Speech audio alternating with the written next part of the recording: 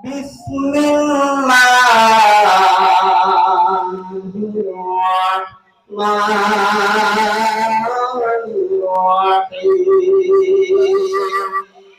Ya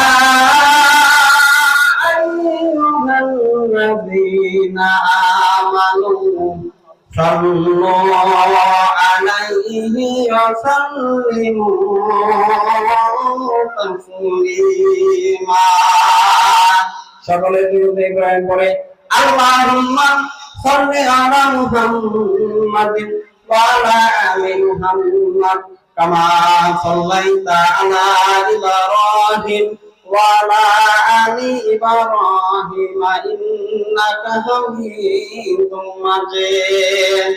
আল্লাহুম্মা বারিক আলা মুহাম্মাদ ওয়া আলা আলি মুহাম্মাদ কামা বারাকতা আলা ইব্রাহিম ওয়া আলা আলি ইব্রাহিম ইন্নাকা হামিদুম মাজিদ। আলহামদুলিল্লাহ, সমস্ত প্রশংসা, যাবতীয় প্রশংসা ওই মহান আল্লাহ রাব্বুল আলামিনের জন্য, যিনি আপনি আমাকে দিনের মাজলিসে আসার এবং বসার তৌফিক দান করেছেন। সে মহান মালিকের দরবারে আমরা সকলে শুকরিয়া আদায় করি আলহামদুলিল্লাহ। লক্ষ কোটি দরুদ বর্ষিত হোক জনাবে মুহাম্মদ রাসূলুল্লাহ সাল্লাল্লাহু আলাইহি ওয়াসাল্লামের উপরে। তো এই জায়গায় অনেক উপস্থিত আলেম ওলামা আছেন, আমার কথা বলার কোনো যোগ্যতা নাই, তো অল্প কিছু বয়ান আপনাদের সামনে নিয়ে আসছি। আল্লাহ রাব্বুল আলামিন আমাকে বলার মতো, আপনাদের শোনার মতো তৌফিক দান করুক। আমা তৌফিকি ইল্লা বিল্লাহ। আমার আলোচনাটা থাকবে এই যে তৎকালীন যুগের মানুষ, নারী এবং পুরুষ, তারা কুরআনুল কারীমকে কিরকম মর্যাদা দিতেন আর কুরআন দিয়ে কিরকম তারা আমল করতেন, কুরআন দিয়ে কিরকম তারা জীবনকে গড়াতেন, এই বিষয় নিয়ে হচ্ছে আজকে আমার আলোচনা। আপনাদের শোনার, আমাকে বলার তৌফিক দান করুক, আমিন। হযরত আব্দুল্লাহ বিন মুবারক রাহমাতুল্লাহি আলাইহি, তিনি জবরদস্ত একজন আলেম ছিলেন। তার জামানায় হজ করতে এসেছেন।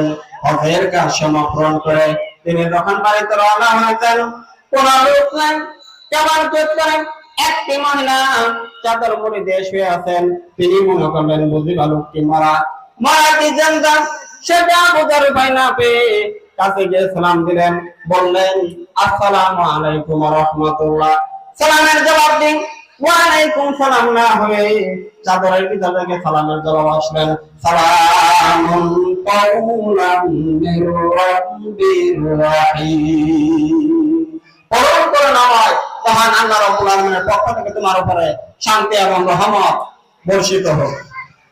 মুহাদ্দিস সাহেব বলেন, না সব মানুষ তো হজের কাজ সমাপন করে যার দিন গন্তব্যস্থলে পৌঁছে গেছে, তো আপনি একাকী নিয়ে জায়গায় পড়ে আছেন কেন?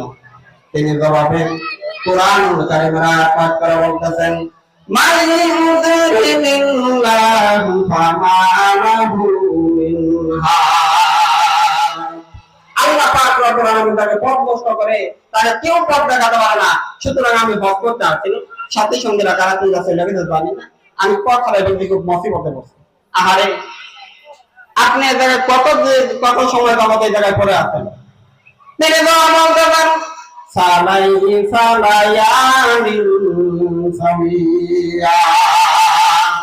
তিন রাত 3 দিন অতিবাহিত হয়ে গেল। আহারে, 3টা রাত আপনার এই জায়গায় পূর্ণ হয়ে গেল, তো আপনি খাইছেন কি? আপনার পানাহানির ব্যবস্থা কি? বললেন আল্লাযী হুয়া ইউতঈমুনি ওয়া ইয়াসকিন। আল্লাহ পাক রব্বুল আলামিন আমার পানাহারের ব্যবস্থা করেছেন, খাওয়ার ব্যবস্থা হয়েছে। মুহাদ্দিস বলেন, আপনি যদি কিছু না মনে করেন, আমার কাছে কিছু খাবার আছে, আপনি এর থেকে কিছু খাবার গ্রহণ করেন। তিনি জবাবে কুরআনুল কারীমের আয়াত পাঠ করে বললেন সুম্মা আতিম্মুস সিয়ামা ইলাল লাইল। তোমরা তোমাদের রোজাকে সন্ধ্যা পর্যন্ত পূর্ণ করো। তিনি এক জায়গায় বুঝাইতে চাইলেন যে আমি তো রোজা রাখি, কাজে সন্ধ্যা না আসা পর্যন্ত কিছু খাইতে পারবো না। মুহাদ্দিস বলেন, এটা যেহেতু রমজান মুবারকের মাস নয়, আপনি বোধহয় নফল রোজা রেখেছেন, সফর হালতে তো ফরজ রোজা ছেড়ে দেওয়া হয়। আপনি কি খাইছেন না খাইছেন, আপনি আমার এই খাবারগুলি খান, রোজা ভাঙলে কিন্তু অসুবিধা হবে না। নফল রোজা ভাঙলে অসুবিধা কি? তিনি বলেন ওয়া আনতা সামু খায়রুল লাকুম ইন কুনতুম তা'লামুন। যদি তুমি নফল রোজা রাখো তা তোমার জন্য কল্যাণকর, সুতরাং আমি নফল রোজা রাখছি এটা আমার জন্য কল্যাণকর, আমি তোমার কথা মনে খাবো নাকি? আমি নফল রোজা রাখছি এটা আমার জন্য কল্যাণকর। মুহাদ্দিস বলেন না প্রত্যেক কথার জবাব কোরআন দিয়ে দেন কেন? কারণটা কি? ব্যাপারটা কি? প্রত্যেক কথার জবাব কোরআন দিয়ে দেন কেন? বুড়ি মুহাদ্দিসের এই জবাব দিচ্ছেন, কোরআনুল কারীমের পাঠ করে জবাব দিচ্ছেন। তিনি বলেন মা ইয়ালফিযু মিন কাউলিন ইল্লা লাদাইহি রাকীবুন আতীদ। মানুষ এমন কোন কথা বলে না যা ফেরেশতারা রেকর্ড করে না রাখে। সুতরাং আমি চিন্তা ভাবনা করে দেখছি কোরআন দিয়ে কথা বলার জন্য এই কথাগুলো রেকর্ড হবে, প্রত্যেক অক্ষর করে 10-10টি করে, গুনাহ তো হবেই না, প্রত্যেক অক্ষর করে 10-10টি করে নেকি হয়ে যাবে। সুবহানাল্লাহ ওয়া বিহামদিহি। মুহাদ্দিস বলেন না তিনি একটু মনে মনে চিন্তা করলেন এমন বিদেশী মহিলা একাকী এই জায়গায় ফেলে রাখা কিছুতে বুদ্ধিমানের কাজ নয়। তিনি বললেন মা আপনার বাড়ি কই? তিনি চিন্তা করলেন যে এই বুড়িকে তার মাতৃজবানে কথা বলানো যায় কিনা। তিনি বললেন আচ্ছা মা আপনার বাড়ি কই? এখন ওই কোরআন মাহফিলের ভিতরে তার খাগা সেই বুড়ি ছিল নাই, গ্রামের নাম তার নাই, ধরা যায় নাকি? বুড়িকে যখন বাড়ির কথা প্রশ্ন করা হয়েছে তিনি কোরআনুল কারীমের পাঠ করে জবাব দিয়ে দিচ্ছেন সুবহানাল্লাযী আসরা বিআবদিহি লাইলাম মিনাল মাসজিদিল হারাম ইলাল মাসজিদিল আকসা। পবিত্র সে মহান সত্তা, দোষ ত্রুটি অক্ষমতা দুর্বলতা সব থেকে মুক্তি দিয়ে মহান সত্তা যিনি তার বান্দাকে ইসরা করিয়াছেন মসজিদে হারাম থেকে মসজিদে আকসা পর্যন্ত। বুড়িয়ার দ্বারা বুঝাইতে চাইলেন যে আমি মসজিদে হারাম আসলাম হজ করতে আর মসজিদে আকসা পর্যন্ত আমার বাড়ি। মুহাদ্দিস বলেন মা আপনি যদি কিছু না মনে করেন আমার কাছে একটি উট আছে, আপনি উটের পিঠে আরোহণ করেন, আমি আপনাকে আপনার গন্তব্যস্থলে পৌঁছায় দিব। তিনি কোরআনুল কারীমের পাঠ করে সম্মুখে প্রদান করলেন। তিনি বলেন ওয়া ইন তাফআলু মিন খায়রিন ইয়ালামুহুল্লাহ। যদি তুমি ভালো কাজ করো তাহলে অবশ্যই দেখবেন আর প্রতিফলের প্রতিদান উত্তম পুরস্কার তোমাকে কিয়ামতের দিন হাসর মাঠে দান করবেন। এ তুমি ভালো প্রস্তাব করে দাও, কত খারাপ হলে কত টাকা নিশ্চয়ই ভালো কাজ।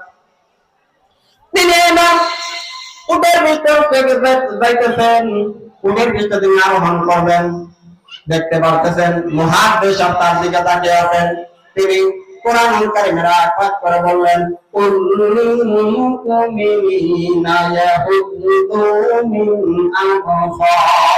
আবসারিহিম। হে নবী আপনি মুমিন পুরুষদেরকে মুমিন বান্দাদেরকে বলুন তারা যেন পরনারী থেকে তাদের চোখকে তারা নিম্নগামী করে।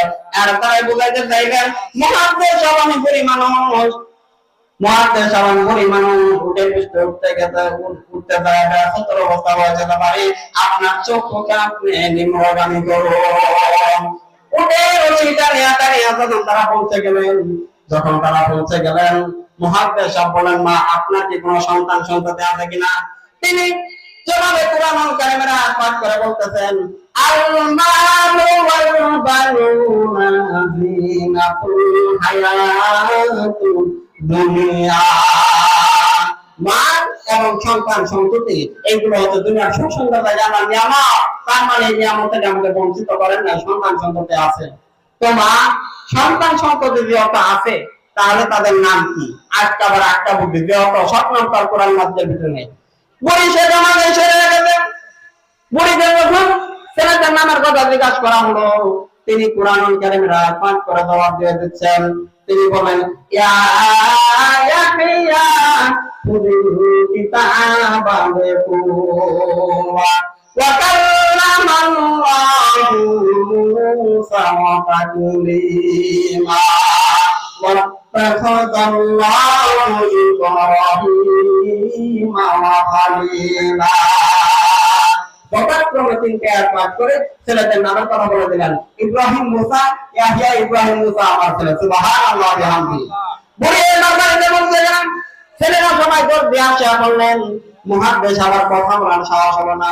বুড়ি এবার নিজের থেকে কিছু টাকা পয়সা বের করে ছেলেদের হাতে দিয়ে বলতেছেন, সাবাতু আহাবাকুম বিওয়ারিকুম হাযিহি ইলাল মাদিনা।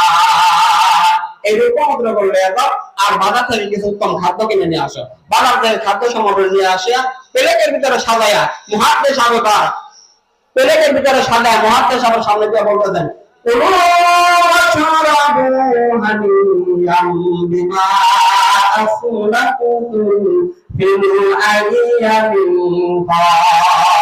খালিয়া। বিগত দিনে তুমি আমার জন্য যা করেছো এর বিনিময়ে কিছু আরোহণীয় গ্রহণ করো। মুহাদ্দিস সাহেব খানা শেষ করে ছেলেদেরকে একপাশে ডাকতেন, ছেলেরা তোমার মা এই যাবৎ কোরআন দিয়ে কতদিন যাবৎ কথা বলতেছে। ছেলেরা বলেন, আমাদের জ্ঞান আদি পর্যন্ত আমরা শুনতে পারতেছি আর হিসাব করেছি, একদিন দুদিন নয়, বিগত 40 বছর আমার মার মুখের থেকে কোরআন মাজিদ ছাড়া কোনো কথা শুনি না। আল্লাহু আকবার। আমার ভাইরা, আমার মা বোনেরা, আপনারা যারা এই জায়গায় আজকে এসেছেন, আপনাদের সকলের কাছে বিনীত আরজ করছি, কোরআন পড়ুন, কোরআন পড়ুন। কোরআনের মতো নিয়ামত আর নাই। কোরআন পড়া মানে হচ্ছে আল্লাহ রাব্বুল আলামিনের সাথে কথা বলা, আর হাদিস পড়ার অর্থই হচ্ছে নবীদের সাথে কথা বলা।